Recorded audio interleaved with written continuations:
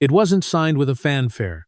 There were no cameras, no press releases, and certainly no public declarations. It happened in the quiet, suffocating silence of Clarence House, under the dim glow of a desk lamp, while the rest of London slept. King Charles III, a man currently battling a diagnosis that has forced him to confront his own mortality, picked up his fountain pen. With a heavy hand, he didn't just sign a document.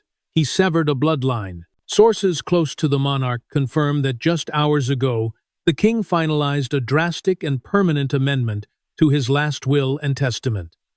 This isn't just an administrative update.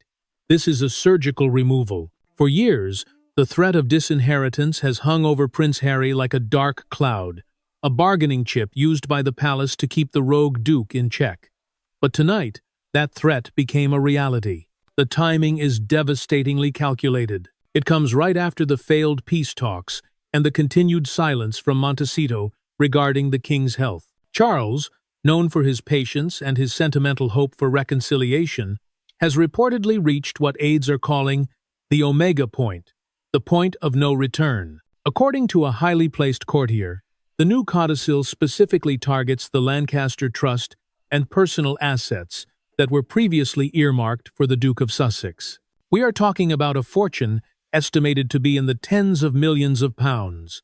But the money is almost irrelevant compared to the message. In the language of the British aristocracy, you don't cut a son out of a will simply to save money. You do it to erase them from history. The document reportedly contains language that is described as ironclad and uncontestable, drafted by the most ruthless constitutional lawyers in the UK. It ensures that not only is Harry removed from the financial inheritance, but his access to specific royal properties, heirlooms, and the personal jewelry collection of the late Queen Elizabeth items Meghan Markle has reportedly had her eyes on for years, is now legally blocked. When the news traveled across the Atlantic via a secure back-channel legal notice to the Sussex's legal team in California, the reaction was instantaneous and volcanic. Sources in Montecito describe Meghan as furious and blindsided. She didn't see this coming. She believed that Charles, in his weakened state, would be soft. She banked on his guilt as a father. She calculated that the king would never dare to publicly humiliate his darling boy in legal writing. She calculated wrong. Meghan reportedly threw the legal notice onto the table, her voice trembling not with sorrow, but with the cold, hard realization of a failed strategy. For Meghan, this isn't just about losing an inheritance. It is a direct attack on the solvency of their future brand. Without the financial tether to the crown, without the guarantee of future royal assets, the Sussex empire is built on sand. But why now? What exactly happened in the last 48 hours that pushed a loving father to make the most heart-wrenching decision of his life? To understand the brutality of this moment, we have to go back to a secret meeting that took place just 2 days ago. A meeting where Prince William allegedly presented his father with a dossier that changed everything. This wasn't just a decision made by a king, it was a protective measure demanded by an heir. And as the ink dries on that document tonight, Harry isn't just a prince without a home. He is a son without a legacy. The king has spoken, and his silence is deafening. 2 days before the pen touched the paper at Clarence House, a far more dangerous scene played out behind the closed doors of Highgrove. Prince William arrived not in a royal motorcade, but in an unmarked Land Rover. He didn't come as a son visiting his sick father. He came as the Prince of Wales, the future king, with a singular mission: to protect the crown from its greatest internal threat. According to palace insiders, William carried with him a red leather folder, a dossier, compiled by senior intelligence officers and his own private team. This wasn't gossip. This was hard evidence. For months, Charles had been wavering. The father in him wanted to leave a door open for Harry. He reportedly clung to the idea that the trust funds and the inheritance could be a bridge to bring his prodigal son back when the dust settled. But William shattered that illusion in a single afternoon. Sources claim the meeting was explosive. William reportedly placed the dossier on the king's mahogany desk and opened it to a page marked "Immediate Threats." The contents were chilling. It allegedly detailed a strategic plan being hatched in Montecito for a part 2 of the Sussex media campaign. one specifically timed to launch during the vulnerable transition of power, should Charles's health deteriorate further. "He is banking on your guilt, Pa," William reportedly told the king, his voice devoid of the brotherly warmth that once defined their relationship. "He believes you are too weak to cut him off, and as long as he has a tether to the duchy funds and the personal inheritance, he has the resources to keep attacking us." But the dagger to the heart wasn't about money. It was about Kate. Insiders suggest the dossier contained proof of a narrative Meghan was preparing to spin regarding the Princess of Wales's recovery, a narrative designed to paint the monarchy as hiding the truth and Kate as weak. For William, who has spent the last few months standing guard over his wife like a sentinel, this was the red line. The argument shifted from financial logistics to existential survival. William issued what courtiers are now calling the ultimatum. He allegedly told his father that he could not, and would not, fund the very people trying to destroy his wife and his future reign. "If you leave him that money," William reportedly said, "you are financing the enemy." King Charles, looking at the evidence spread before him, finally saw the truth he had tried to ignore. The Harry he knew, the boy who walked behind Diana's coffin, was gone. In his place was a business partner in a brand that required the monarchy's destruction to survive. The king closed the folder. The sentimental father died in that room, replaced by the pragmatic monarch. He looked up at his heir and nodded. "Call the lawyers," Charles whispered. "Do it." William didn't smile. He simply nodded, took the folder back, and left. The decision was made, but executing it would require a level of legal brutality the palace had not seen since the abdication of 1936. And as William drove away, Charles picked up the phone to summon his most trusted constitutional advisor. The mechanism of disinheritance had begun. The morning after the meeting at Highgrove, the king's directive reached the offices of Ferrer & Co., the legendary law firm that has protected the crown's secrets for centuries. The instruction was unprecedented in its severity. Draft a codicil that is not only unbreakable, but irreversible. What emerged from those chambers wasn't just a disinheritance clause. It was a legal trap designed to silence the Sussexes forever. According to leaks from within the firm, the new will contains what legal experts are calling a doomsday clause. It works like this. Harry is officially removed from the primary list of beneficiaries for the king's private estate, the Duchy of Lancaster surplus, and the Balmoral portfolio. But here is the twist. The king has created a conditional trust, a small, humiliatingly modest fund that Harry can only access if, and only if, he adheres to a strict no-disparagement agreement for the rest of his life. It is a masterstroke of psychological warfare. If Harry contests the will, he proves he is greedy. If he attacks the family to complain about being cut off, he violates the clause and loses even the small scraps left for him. Charles has effectively weaponized the inheritance to gag his own son. But the part that reportedly made Meghan's blood run cold wasn't about the cash. It was about the jewelry. The new document explicitly redraws the lines regarding the royal collection and the private jewelry of the late Queen Elizabeth and Princess Diana. For years, Meghan has been photographed wearing Diana's Cartier watch and other priceless heirlooms. She likely assumed that one day, as the wife of a prince, she would inherit a significant portion of the Queen's personal tiaras and brooches, assets worth tens of millions on the open market, and priceless in terms of brand prestige. The new will shatters that dream. It reportedly designates all historically significant jewelry as crown property, usable only by working royals. This means the Princess of Wales, Kate, and her daughter, Princess Charlotte, now hold the exclusive rights to the gems Meghan coveted. Even the items Harry currently possesses are now subject to a recall clause, meaning the crown can demand their return upon the king's passing. When the Sussexes' legal team in California reviewed the summary of these terms, the mood was described as apocalyptic. One source claims Meghan's lawyer told her bluntly, "This is watertight. If you fight this in court, you will be fighting the sovereign. You will lose, and you will be bankrupt." This was the moment reality set in. They weren't just fighting a family feud anymore. They were up against an institution that had been writing the rules of power for 1,000 years. And the king, the man they thought was weak, had just checkmated them without saying a word. But while the lawyers were panicking in California, back in London, another figure was making a move. Prince Harry, unaware of the full extent of the betrayal, booked a flight. He was coming home, but he wasn't coming to apologize. He was coming to demand answers. When Prince Harry's commercial flight touched down at Heathrow, he expected the usual protocol. He expected the royal protection officers, the coordinated convoy, the seamless glide through the VIP channels. Instead, he found chaos. For the first time in his life, the Duke of Sussex was treated not as a member of the royal family, but as a visiting dignitary with low-level security clearance. Sources say there was a scramble at the airport.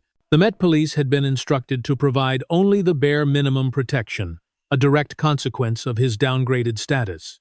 It was the first physical sign that the ink on his father's new will had already begun to dry. Harry raced to Clarence House. His mission was simple: bypass the lawyers, bypass William, and get to the king directly. He believed that if he could just look his father in the eye, he could undo the damage. He believed that the bond between Pa and Darling Boy was stronger than any legal document. But he forgot about the one person standing between him and the monarch, the one person he had ruthlessly attacked in his memoir, Spare, the Queen, Camilla. According to palace insiders, when Harry arrived at the gates, he wasn't met by his father. He was met by Sir Clive Alderton, the king's private secretary and Camilla's fiercest ally. Harry was told he would be granted 15 minutes. Not an hour, not a dinner, 15 minutes. The humiliation was absolute, but the real shock waited inside. As Harry entered the morning room, he found Charles sitting by the fire.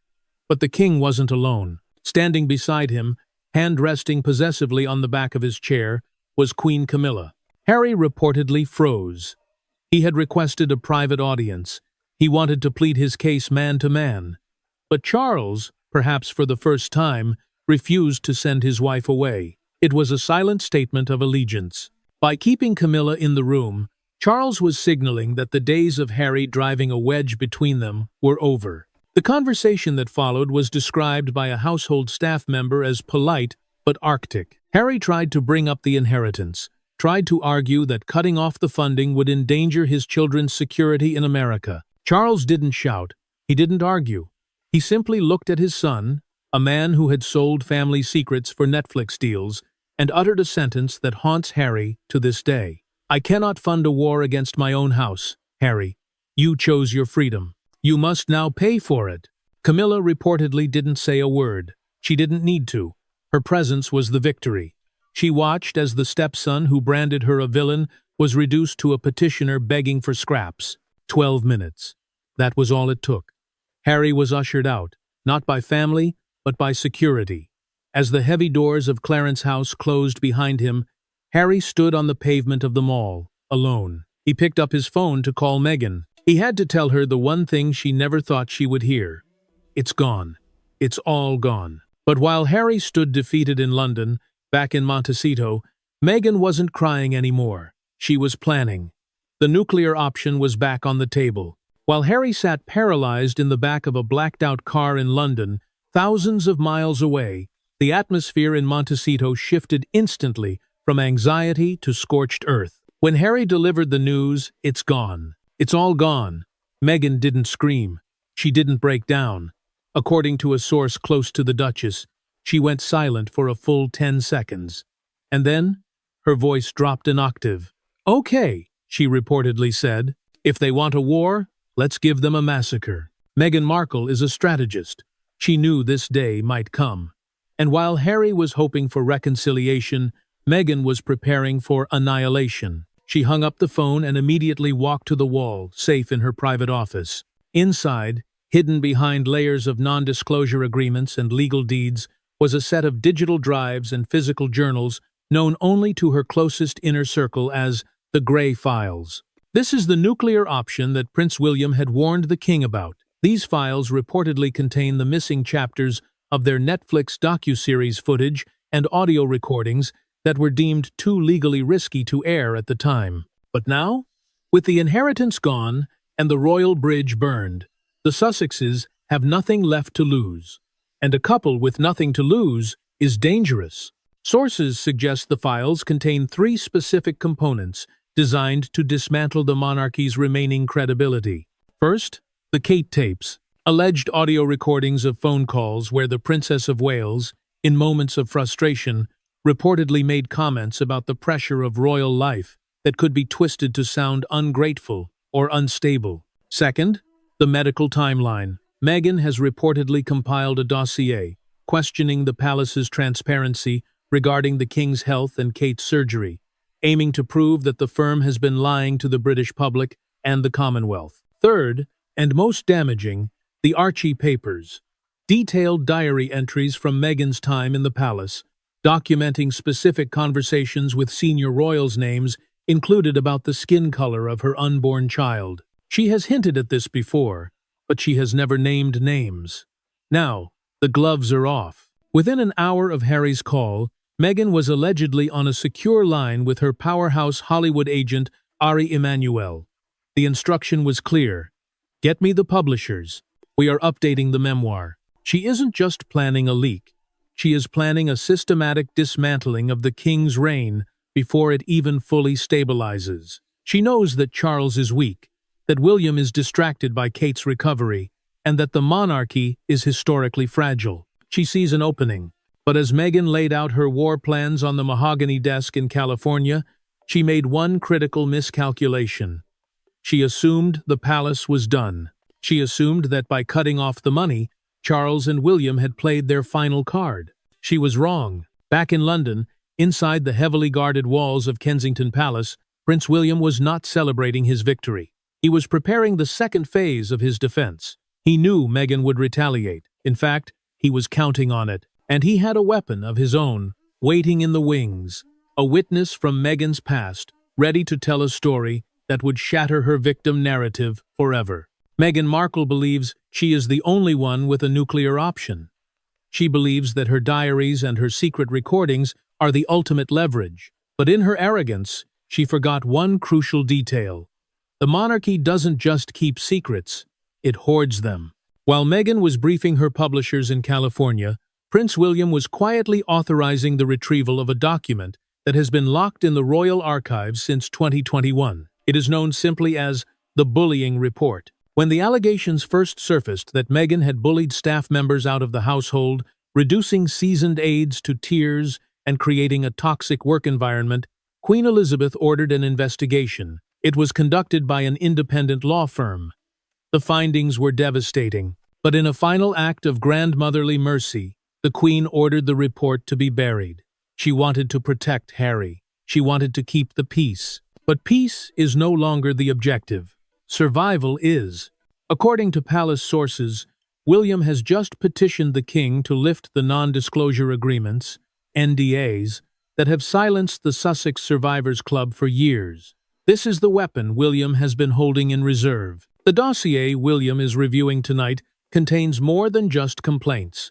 It reportedly includes emails, text messages, and witness testimonies detailing exactly how the Duchess treated the people paid to help her. But there is one witness in particular whose testimony could end Meghan's brand forever. Her name has been redacted from public documents, but insiders know her as Witness X. She was a senior aide, a woman of impeccable reputation who served the crown for decades until she was assigned to Meghan. She didn't just quit. She was allegedly broken by the experience. For 3 years, Witness X has remained silent, bound by the Official Secrets Act and the ironclad NDAs of the royal household. But tonight, for the first time, her phone rang. The caller ID displayed a number from Kensington Palace. William isn't just planning to leak a report, he is planning to let the victims speak. If Meghan releases her Archie papers accusing the family of racism, William is prepared to counter with a parade of staff members accusing Meghan of cruelty. It is a strategy of mutually assured destruction. Meghan thinks she is fighting a PR war against a sick king. She doesn't realize she is walking into a trap set by a future king, who has decided that the only way to save the monarchy is to destroy the Sussex reputation once and for all. As dawn breaks over London, A black car pulls up to a private entrance at Kensington Palace. Witness X steps out. She is carrying a box of her own evidence. The counterstrike has begun. The door clicked shut. Inside the secure briefing room, the air was cold and sterile. Prince William sat opposite Witness X, the woman who had once been one of the palace's most capable fixers until she was allegedly broken by the Duchess of Sussex. She didn't speak. She simply pushed the box across the metal table. For years, the world has heard rumors. Duchess difficult, Tiara Gate. But rumors are not evidence. Rumors cannot stand up in court. What was inside this box, however, was forensic proof. William opened the first folder. It wasn't a summary. It was a raw data log of internal communications. Emails sent at 5 a.m. Text messages filled with rage. Personnel files documenting stress leave for 3 separate female aides in the span of 6 months. According to a source briefed on the dossier, one specific email chain caught the prince's eye. It was dated just weeks before the wedding. In it, Meghan allegedly berated a junior staff member for a minor protocol error regarding a flower arrangement. The language wasn't just demanding, it was described as viscerally cruel. The aide had apologized, explaining she was doing her best. Meghan's alleged reply? "It's not your job to try. It's your job to serve me. If you can't handle the pressure, get out." William read the words in silence. This was the woman who built a global brand on compassion and kindness. This was the woman who stood on stages preaching about mental health. The hypocrisy on the page was staggering, but Witness X had more. She produced a digital recorder. It contained audio from a heated confrontation in the Kensington Palace kitchen. A recording Meghan likely doesn't know exists. In it, the voice is unmistakably hers, raised in anger, dismissing the Queen's own staff as antique and useless. William looked up. "Why didn't you show this to us then?" he asked. "Because we were told to protect Harry," she replied. "We were told that if the truth came out, he would never forgive us." "We protected him, sir, but he didn't protect us." That was the turning point. William realized that his grandmother's mercy had been weaponized against the family. By burying this report, they had allowed Meghan to play the victim. But now, with the nuclear option being prepped in California, mercy was no longer affordable. William closed the folder. He didn't look angry anymore. He looked resolved. He turned to his private secretary. "Scan everything," he ordered. "Every email, every text, every recording. If they release one page of their diary, we release this entire box. This is no longer a PR skirmish. It is a standoff. William has loaded the gun. And across the ocean, Meghan Markle is about to realize that the people she stepped on to get to the top have kept the receipts." But just as William was preparing to authorize the legal team to draft the warning letter, a breaking news alert flashed on the TV screen in the corner of the room.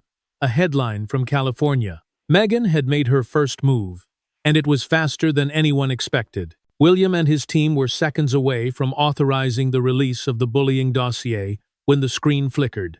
Meghan had moved first, and it was a masterclass in narrative manipulation.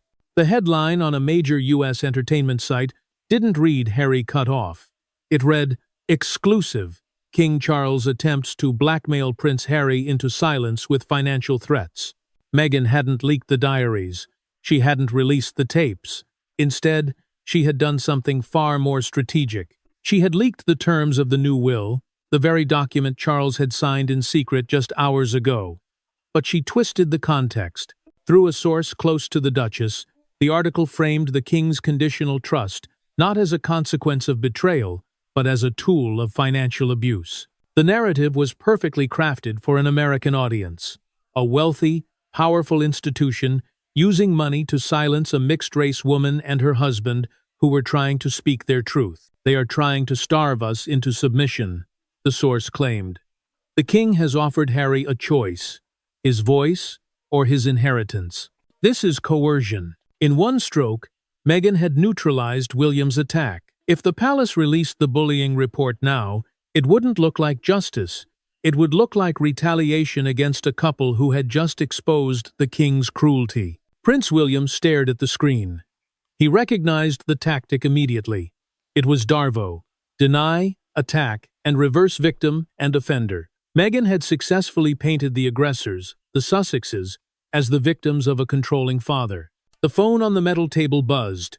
It was Highgrove, the king's equerry. Charles had seen the article. The stress of the last 48 hours, the disinheritance, the confrontation with Harry, and now this public accusation of blackmail was taking a physical toll on the monarch. The equerry's voice was panicked. His Majesty is struggling to breathe. The doctors are being called. William looked at Witness X. He looked at the box of evidence. He realized that this game was no longer just about reputation. It was killing his father. He had two choices: fold, retreat, and let Meghan win the narrative again to save the king's health, or push the button that would blow the entire family apart but potentially save the monarchy's future. William didn't hesitate. He picked up the secure line to the palace press office. "Issue the statement," he ordered, his voice cold as ice, "and release the first testimony. We are not negotiating with terrorists." The war had gone nuclear, and the first casualty was about to be the silence that had protected Meghan Markle for 5 long years. Prince William didn't bluff. Exactly 2 hours after his order was given, the counter-narrative hit the wires. But it didn't appear in a tabloid. It appeared in the Times of London, the paper of record, the establishment's voice. The headline was simple, but lethal. The Sydney Incident. Former top aide breaks silence on the Tour of Terror.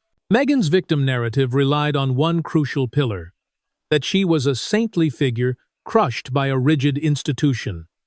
William just took a sledgehammer to that pillar. The released testimony came from Witness X, detailing a specific event during the 2018 Australia tour, the very tour Meghan often cites as her greatest success. The report described a scene inside the Governor-General's house.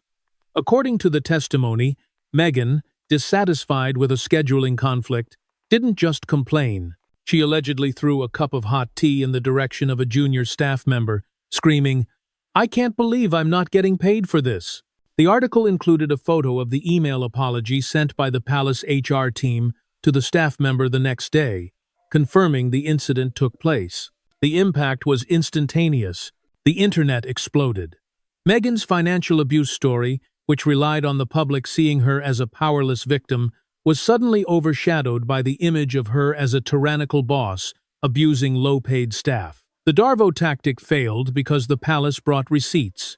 In Montecito, the mood shifted from confidence to panic. They had expected a denial. They had expected sources say. They did not expect declassified HR documents. Harry read the report on his phone. His face went pale. He remembered Sydney. He remembered the shouting. He remembered telling the staff, "She's just stressed. Please understand." He had spent years gaslighting himself into believing his wife was merely assertive, but seeing it in black and white, endorsed by the brother he once trusted, shattered the delusion. But William wasn't done. As the media storm raged, a private letter was hand-delivered to the Sussexes' legal team in Los Angeles. It wasn't a lawsuit, it was an ultimatum. The letter, drafted by the king's private solicitors, but orchestrated by William, laid out the final terms of surrender. It was brutal in its simplicity. The palace is in possession of 10 further testimonies, including audio recordings from the Kensington kitchens and the photographic evidence of the tiara tantrum. We are prepared to release one every 12 hours until the following terms are met. The terms?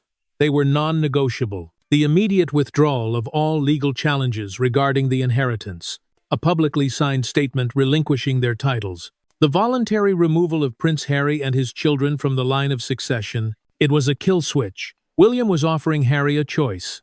Give up your royal status voluntarily and live in obscurity, or watch your wife's reputation be systematically destroyed, hour by hour, on the global stage. Harry looked at Meghan. For the first time, he didn't see a partner. He saw the reason he was about to lose everything. The phone rang.